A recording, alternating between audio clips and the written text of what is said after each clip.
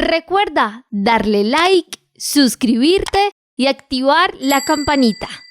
Nuestro oxígeno, nuestro oxígeno, nuestro oxígeno. El saludo cordial para todos los oyentes de Nuestro Oxígeno.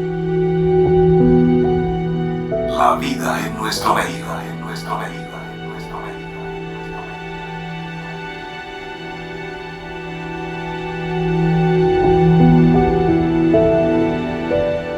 En algún momento de nuestra existencia hemos admirado las antiguas construcciones de las pirámides, sus misterios, sus escritos sobre la roca, cómo se construyó, por qué su forma.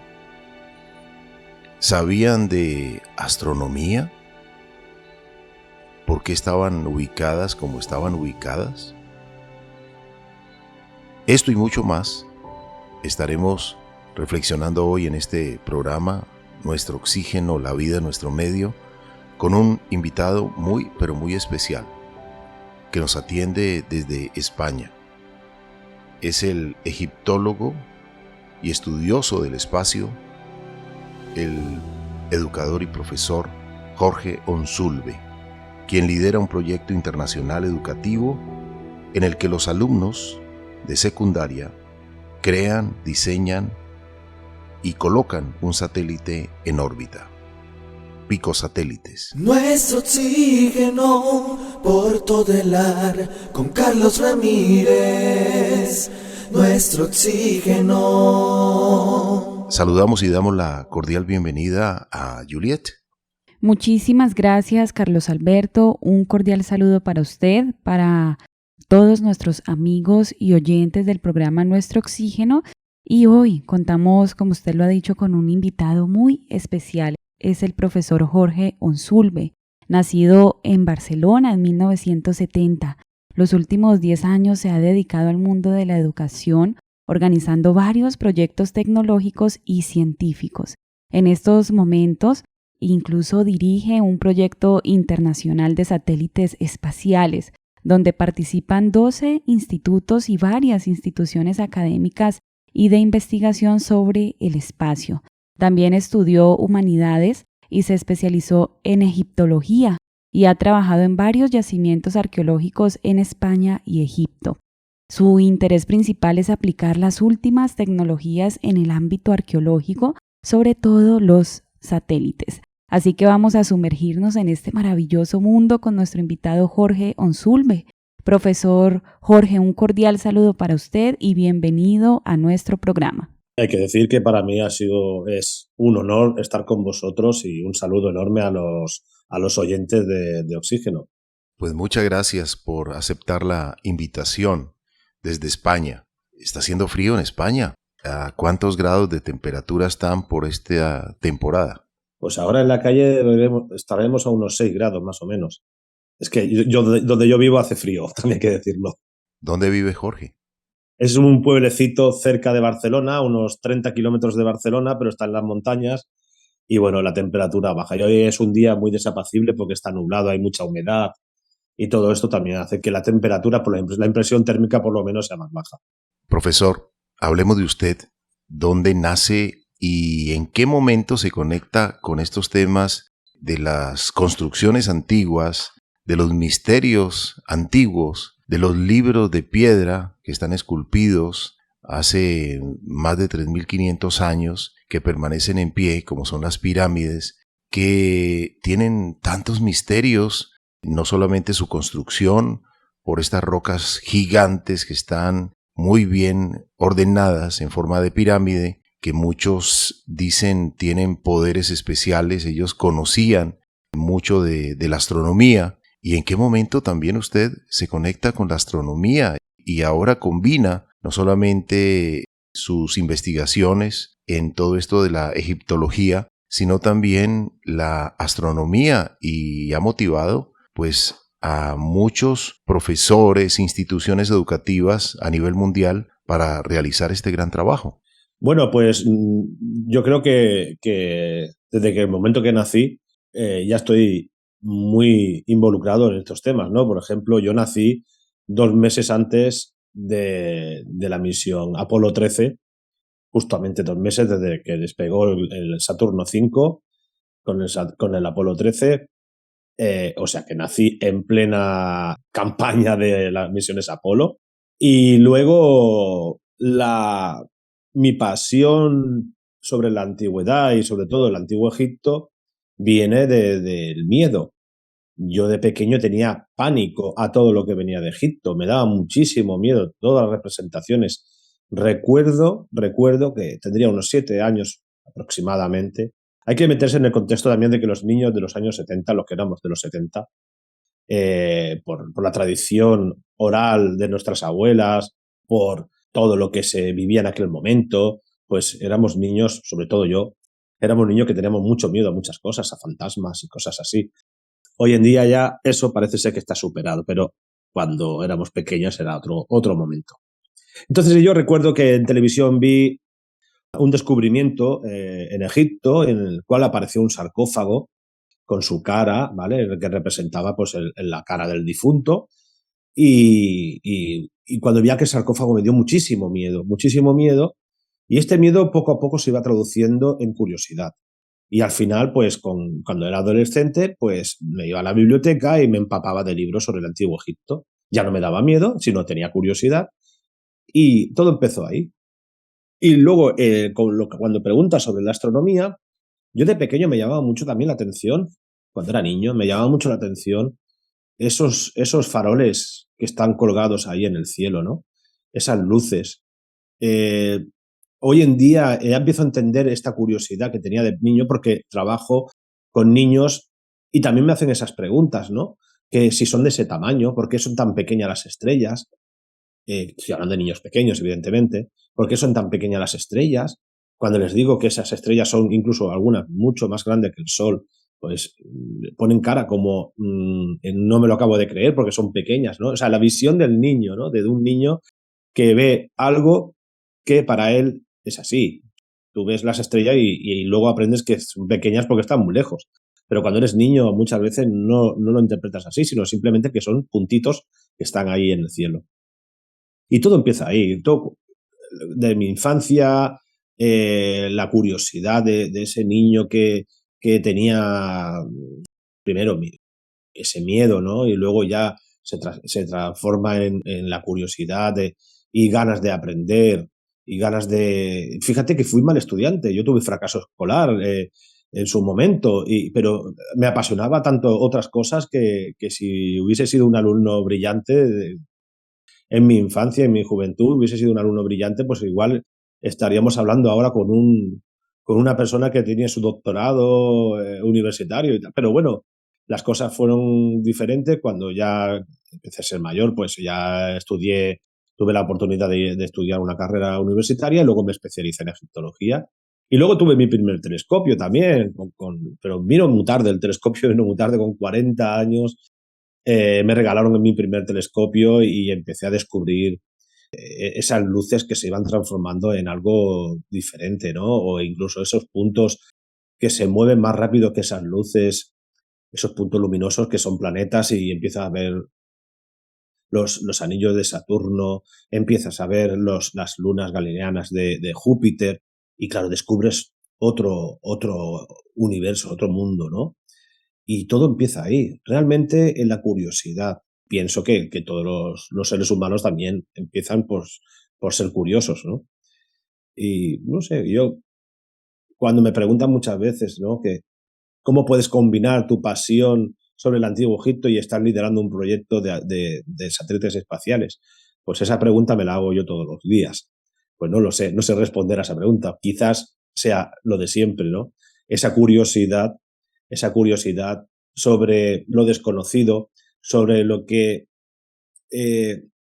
algunos pueden considerar como misterio. Yo lo considero como que forma parte del universo, forma parte de nuestro entorno y es misterioso, claro, porque todo lo que no conocemos es misterioso, pero no ese misterio que está relacionado con cosas del más allá, no, todo lo contrario, es muy del más acá. Y bueno, pues esta es mi vida, mi carta de presentación, ¿por qué tengo tanta pasión sobre todos estos temas? Porque todo empezó, repito, de ese niño curioso que amaba todo lo que se le ponía delante y quería investigar. Y bueno, hoy en día conozco muchos, por suerte para mí, al trabajar como profesor, conozco muchos niños que también están viviendo estos momentos, ¿no? De curiosidad y querer aprender. Y la verdad es que me siento muy identificado con ellos porque me recuerda a aquel niño que jugaba en el solar detrás de su casa, o se imaginaba que estaba delante de un yacimiento arqueológico y ponía a todos sus amigos de allí del barrio, ponía a los amigos a excavar sin tener ni idea de lo que era una excavación, pero yo me lo imaginaba, ¿no? Y yo tenía mi equipo de trabajadores. Pero bueno, son cosas de niños, son juegos de niños que luego se fueron transformando pues en una realidad. Actualmente viajamos en una nave espacial llamada Planeta Tierra. Esta ya tiene problemas de funcionamiento y hasta ahora no hay otra de repuesto a la vista. En nuestro oxígeno les invitamos a la prudencia y a la reconciliación con nuestro planeta. De verdad, Carlos Alberto, oyentes, que es un mundo bastante misterioso y maravilloso. Y para nosotros hoy es un honor contar con un experto como usted, profesor Jorge. Y quisiera preguntarle cuáles son algunas de las capacidades específicas de los satélites espaciales en términos de identificar esas estructuras enterradas y mapear esos paisajes antiguos.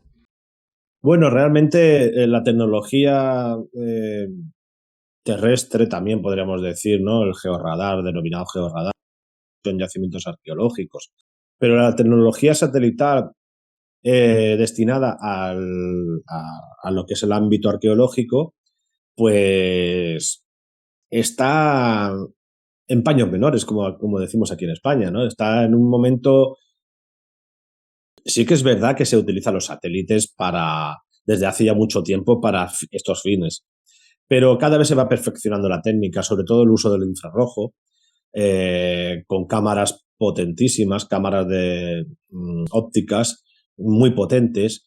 Para un arqueólogo experto puede identificar una estructura solamente con mirar el terreno, ¿vale? O sea, tú ves en un campo de trigo que hay una parte de este campo de trigo o de maíz que crece de una forma diferente al resto, pues hay muchas posibilidades, o bien que es una estructura geológica natural o es una estructura construida por el ser humano, y de hecho ahí debajo ya tienes un yacimiento arqueológico. Pero sí que es verdad que desde satélite se puede ver mucho mejor o identificar muchísimo mejor estas estructuras, sobre todo cuando hablamos de satélites que tienen una óptica muy avanzada y que utiliza recursos como pueden ser los infrarrojos. Más no se puede hacer. Hay otras técnicas que se utilizan en minería y en estaciones petrolíferas, pero en el mundo de arqueología todavía están por definir. Son otras técnicas mucho más avanzadas que, bueno, pues será cuestión de reunirnos algún día y hablar de este tema para poder utilizar esas técnicas que a lo mejor en el futuro nos permitiría identificar y darle una tridimensionalidad a una estructura sin tener que excavar. Porque, claro, la arqueología es destructiva, eso hay que decirlo. Cada vez que se excava un yacimiento arqueológico se destruye. No en la estructura en sí, sino todo el contexto o toda la zona donde estás excavando se está destruyendo porque necesitas excavar y bajar. Pero quién sabe si el día de mañana a lo mejor esto ya no se tendrá que hacer. Cogeremos un sistema para poder identificar y tridimensionalizar una estructura o cualquier otra cosa, una tumba o una edificación o incluso cerámica, sin tener que excavar. Hombre, se perderá el romanticismo del arqueólogo, ¿no? Porque, claro, uno estudia arqueología y lo primero que aprende es a tener callos en las manos, porque te tienes que dejar el lomo excavando. Y es una cosa que, pese a que es duro, lo haces con mucho gusto porque es lo que te gusta. pero quién sabe si el futuro no será eso. A lo mejor el futuro será, pues, utilizar un ordenador y con ese ordenador, pues, identificar las estructuras y dar un valor. Lo mismo que se hace con un telescopio grande, los que se utilizan de forma profesional los astrónomos, porque el astrónomo muchas veces ni siquiera cuando mira por el telescopio no mira con el óptico, con el sistema óptico, sino simplemente el telescopio le da unos valores, porque si es un telescopio que tiene integrado un espectrograma, pues le da unos valores que interpreta la computadora de una manera que tú puedes detectar, pues, yo qué sé, una galaxia sin tener que verla. Pues puede ser que el futuro de la arqueología también pase por ahí, o parte del futuro, porque yo no siempre digo que el futuro no tiene por qué siempre sustituir al ser humano. Cuando se opera a una persona, tú le puedes dar un diagnóstico que tienes esto o lo otro, pero cuando llega el momento de la verdad, pues tienes que operarle para poder eliminar esa dolencia. Pues lo mismo pasaría con la arqueología. Sí, es verdad, puedes identificar una estructura, le puedes dar un valor tridimensional, puedes verla reproducida en el ordenador, pero acabarás excavando porque necesitarás encontrar vestigios que te den más información sobre ese yacimiento. Pues qué importante la investigación a través de todos los tiempos. Usted ha estado en Egipto hace poco y quienes hemos estado en Egipto en algún momento de nuestra existencia nos hemos admirado de esa construcción en forma de pirámides, pero también las rocas, la roca caliza que arman toda esta pirámide, realmente pero muy pesadas, y nos formulamos muchas preguntas en cuanto a cómo pudieron haber hecho estas estructuras tan gigantes que se sostienen a través de más de 3.500 años.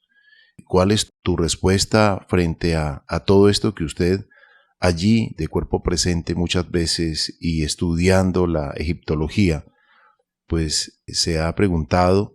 Y también la relación con el espacio, porque también siempre que se habla de las pirámides, se habla de misterio, se habla de que ellos sabían por qué las construían de esa forma. No solamente eran tumbas, sino que también tienen un poder especial. Hablemos un poquitico de este misterio en cuanto a esto. Bueno, pues a la pregunta de cómo se construyeron las pirámides todavía no hay respuesta, por mucho que se esté diciendo por ahí que ya se sabe cómo se construyeron.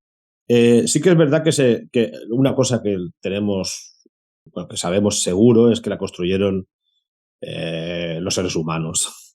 Hay algunos que por ahí afirman que se construyó por civilizaciones extraterrestres. Bueno, eso hay que descartarlo completamente, no tiene ningún sentido, porque hemos descubierto, no en mi caso, pero compañeros que se dedican, que están excavando en la zona de Giza, por ejemplo, donde están las pirámides, las grandes pirámides, pues han encontrado yacimientos arqueológicos de poblado de obreros que realmente se identifican con los constructores de estas pirámides y hablan de cosas que sucedían cuando se estaban construyendo. En ningún momento aparece ningún texto, ningún documento que te explique cómo se construían las pirámides. Quizás, igual digo una tontería, pero quizás porque había que guardar el secreto también, porque se suponía que en las pirámides iba a ser el contenedor de un sarcófago del cuerpo del rey junto a su tesoro, ¿no? Al tesoro, o más que tesoro, a todo lo que disponía el rey en vida, para llevárselo al más allá. A lo mejor ese secretismo de cómo se construyeron podría venir por ahí, por el tema de guardar el secreto, de no transmitir a otras personas dónde estaba el sarcófago. Y claro, evidentemente, si explica cómo se construye la pirámide, pues a lo mejor puedes develarlo. Pero sí que es verdad que hay muchas propuestas de cómo se construyeron las pirámides, hay muchas propuestas. La rampa helicoidal alrededor de la pirámide, que quizás sea la más aceptada, pero de momento no sabemos seguro cómo se construyeron. Lo que sí que es seguro es que fue mano de obra y lo que has dicho, la astronomía. La astronomía empieza, bueno, hay que decir que la astronomía iba de la mano siempre de la astrología, o la astrología se nutría de la astronomía, porque la astrología estaba vinculada normalmente al poder y a la élite, luego más adelante también a otras estructuras o capas sociales, ¿no? Pero de inicio la astrología se vinculaba a la élite o al poder o al entorno de los reyes, porque ellos querían saber qué les iba a pasar la semana que viene o qué les iba a pasar el mes que viene. Pero la astronomía se vinculaba a los cultivos porque necesitaban saber en qué momento tenían que plantar, que si salía la estrella Sirius o Sotis en el Antiguo Egipto, ya comenzaba la crecida, el nuevo año, pues comenzaba la crecida, ya venía la crecida y entonces a partir de ahí ya no podías plantar, tenías que esperarte a que todo lo que era la cuenca del Nilo, la zona de cultivo, se alimentara de ese limo negro, que era un bien preciado en el Antiguo Egipto porque suponía que los cultivos iban a funcionar muy bien y necesitabas controlar estas efemérides anuales, las tenías que controlar de alguna manera y una de las formas era a través de la astronomía, de los conocimientos, la posición de los astros, pues tú comenzabas a controlar todo esto. En otras culturas se utilizaba mucho los monumentos para tener una especie como observatorios, ¿no? Por ejemplo, Machu Picchu o el Stonehenge de Inglaterra y otros tantos y tantos monumentos que se utilizaban realmente como observatorios astronómicos. En el Antiguo Egipto no dejaba de ser algo que ellos utilizaban, incluso la posición de los templos como observatorios astronómicos. El claro ejemplo es el templo de Abu Simbel, en el cual, pues, ahora es una vez al año, pues antes eran 2 veces al año, la luz solar, entraba al fondo de la naos, al final del templo, iluminaba 3 estatuas y la estatua que consideraban que estaba en la oscuridad, pues se tenía que quedar ahí en la oscuridad, ¿no? Entonces, utilizaban los propios templos como observatorios astronómicos o como elementos que se utilizaban para unos fines místicos o para control de cultivo también, ¿no? Porque así de esta manera podrían utilizar, como hoy en día utilizamos los telescopios, pues antiguamente se utilizaban pues estos monumentos. Y sí que es verdad que muchos investigadores relacionan también la posición de las pirámides como, por ejemplo, con el cinturón de Orión, con las 3 estrellas del cinturón de Orión. Pero esto hay otros investigadores que lo descartan, no tiene nada que ver. Sí que parece que tiene esa forma, ¿no? Pero no sé. Ya que haces eso, pues ya utilizarías otros monumentos para seguir con la constelación de Orión, con la forma. Pero bueno, cada uno tiene una interpretación sobre este misterio, ¿no? Y ya repito, el uso de la astronomía siempre va muy vinculado a el cultivo, al control del cultivo. Y este control, pues tenían que utilizar algunos recursos que ellos conocían y que, claro, no conocían el telescopio todavía, pero sí que conocían que poniendo unas piedras en una posición y que durante una época del año las sombras que producían las piedras, pues podía indicarte que estabas en el mes de la crecida o en el mes de la siembra o en el mes de lo que sea, pues así de esa manera tenías un calendario que lo podías controlar. Definitivamente, Carlos Alberto, oyentes, que el misterio que rodea la creación en estos proyectos monumentales y trascendentales tan maravillosos nos lleva y nos invita a reflexionar sobre el potencial humano y sobre lo maravillosa que es la creación. Y asimismo nos lleva a considerar cómo el legado de las diferentes creaciones ha inspirado a la exploración, el descubrimiento y la admiración en la actualidad. Vamos a ir a una pequeña pausa para continuar reflexionando y conociendo sobre este maravilloso mundo. Y hoy que estamos hablando de los satélites espaciales y de las últimas tecnologías que están revolucionando en el ámbito arqueológico, vamos a seguir con nuestro invitado profundizando sobre estos maravillosos temas.